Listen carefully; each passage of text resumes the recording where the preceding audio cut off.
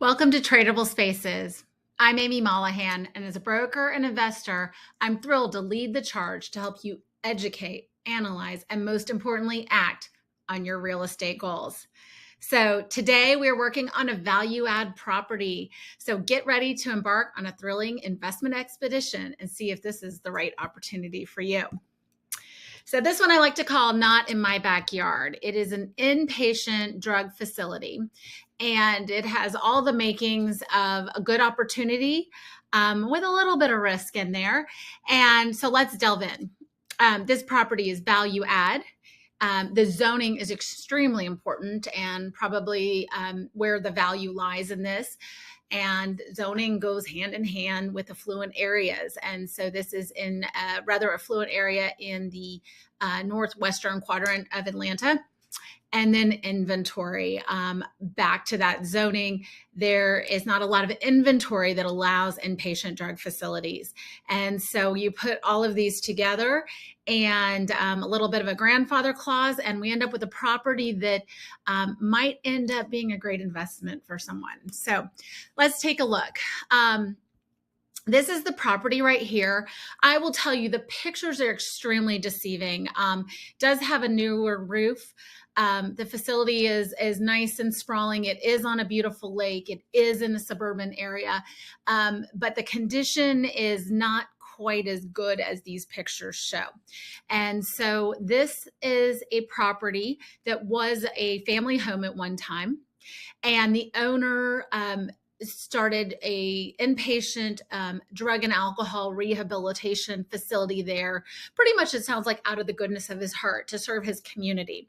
And this property has been grandfathered in for that use. Quite a lot of documentation to prove that.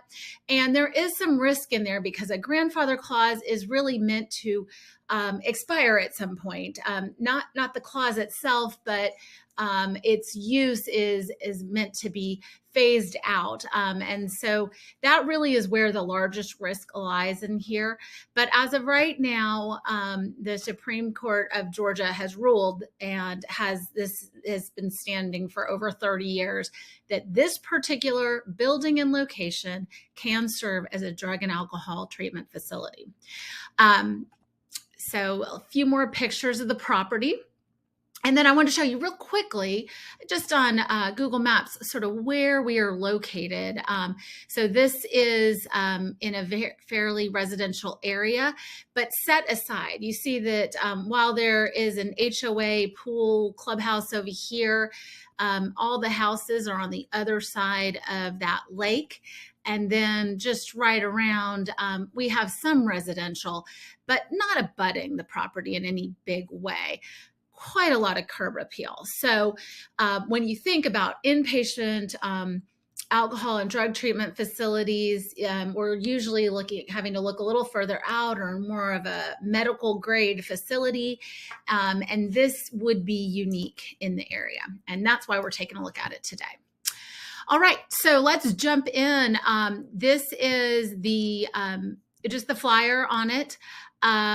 It needs quite a bit of renovation. So right now it has 25 bedrooms. There are 19 baths. It needs new HVAC, water heater. A lot of it's sort of been torn out already. There is a sprinkler system in place already, as well as a newer roof. And so you can see the layout a little bit here. Most of the rooms either enter into a small corridor or to the exterior. So it's not a lockup type facility. This is definitely for a patient that is looking to be willingly involved in a program. And there's some communal areas and then an area for a kitchen. We'll get into some of the rehab in a second. So talking about the surrounding areas, pulled up just the zip code here. This is adjacent to some of the most affluent areas in the Atlanta market. This zip code itself is not super strong, but still average household income of $126,000. We're going to be private pay type patients in this facility. And there's nothing like it for many, many miles, and definitely not in the neighborhood such as this. So taking a look, so that's essentially talked about the value add. This one is not in great condition on the interior.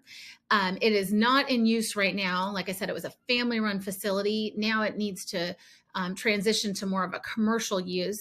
To do that, it's going to need some rehab, and it's going to need to get leased up. So there's definitely a demand from the lease side, but typically on these smaller properties, we don't see the occupants coming in as owners, the business owners. So they're probably going to want to start at a lease. It's a great value add, and then to sell it fully leased. So let's take a look. I've already sort of talked about the affluent area and then the zoning as well. And so let me jump now into some of the numbers. So I pulled these properties as just when I've looked for clients like this in the past, these are the type of properties we've looked at. These most likely will not be in a position to allow that type of use, but it does give you an idea of what the price per square foot is going to be. This will be elevated because, again, no inventory for this type of use. But for example, this property right here at 21, there was a huge demand to make that a drug treatment facility. Just didn't move forward because the community would not support it.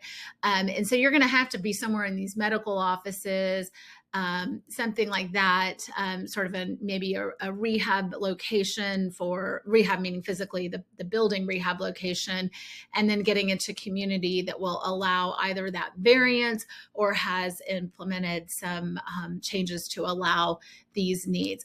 Generally, you're going to be in some sort of retail commercial district, so you're going to have to pay it that type of premium. Very, very little in a residential area because, again, that community generally does not want that type of use in the community. So that's what makes this one unique. So let's hop into the numbers and how I am looking at it.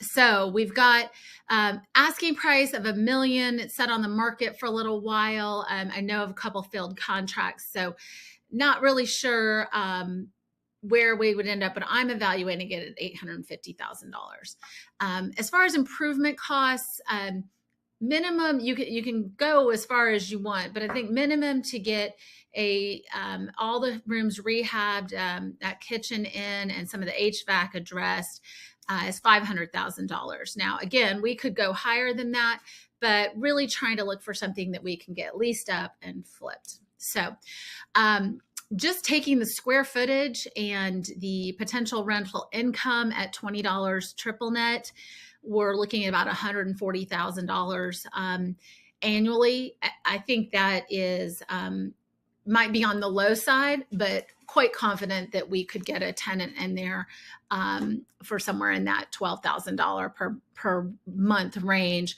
knowing that they can house 25 beds. It's 500 a head. That's some pretty good math in that industry. I put vacancy rates in at 75% for the first year. We're going to have some rehab time. And then I just put a standard 7% in for the remaining time. We're looking at this on a tight time frame through some CapEx reserves, and assume that we'll go ahead and do the improvements with cash and then go ahead and use that towards a loan at $850. We can play with those numbers because, again, this is not about the hold period. This is really about getting it fixed, flipped, rented, and out. So I'm looking at a 3-year term on this one. So sales price, of course, is going to be the most important thing. For the disposition, I worked backwards from a 7% cap on a low projection number. We can look at this in a lot of ways. This product pretty much works every which way I sliced it, but thought a 7% cap for that market area, for that type of use, would probably fly in a couple of years, regardless of where rates go, as long as it's not too far one way or the other. So then let's head over to cash flows. All righty. So cash flows, again, we're not looking for cash flow, but we've got to analyze it. 75% vacancy the first year, we're not going to have some great cash flows. But we are looking into in the following years, we'd have great cash flow. Again, we're putting $500,000 down on a 1.35. So we would expect to see that, but still pretty strong. And the most important part here, of course, is whether or not we can get to this disposition price of, let's call it 2.2. Put 1.3 into it, get it leased up. You look every which way you look, a facility of that size, 25 beds in that type of market, 2.1, 2.2 works all day long. So we would expect that would hit when we just follow the numbers through. And then we take a look at our IRR. So we didn't have a long time holding onto this property. We're looking at, like I said, a 36-month disposition. But you see with the cash flows, if you do want to hold on a little bit longer or something's a little wonky in the market, we've got time to work with that. You're cash flowing first year, assuming we get that lease in there. And I would say that would probably be the crux of this is, right, can we find that tenant pre end of the look period and have this deal ready to go, which I think is very doable. Rate of return, I mean, again, 30% makes sense every which way you slice it. So I like this one. It's going to take some elbow grease. The 9 months that we're expecting some improvements is definitely a typical value add where there's going to be work in there. I didn't throw commission on getting it leased up in there, did on the sale. But either which way, if we can get this one humming and buyer is comfortable with the grandfather clause and all of the documentation that goes with that, this could be a great opportunity. So at Tradable Spaces, we guide investors and deal makers towards the suitable real estate options aligned with their goals. And so by streamlining the process, we can connect buyers to real estate opportunities while also assisting sellers and deal makers in sharing ownership investment in a straightforward and legally compliant manner. We enable both investors and deal makers to concentrate on wealth growth rather than being burdened by compliance concerns. Let us help you. Follow our blog to hear more.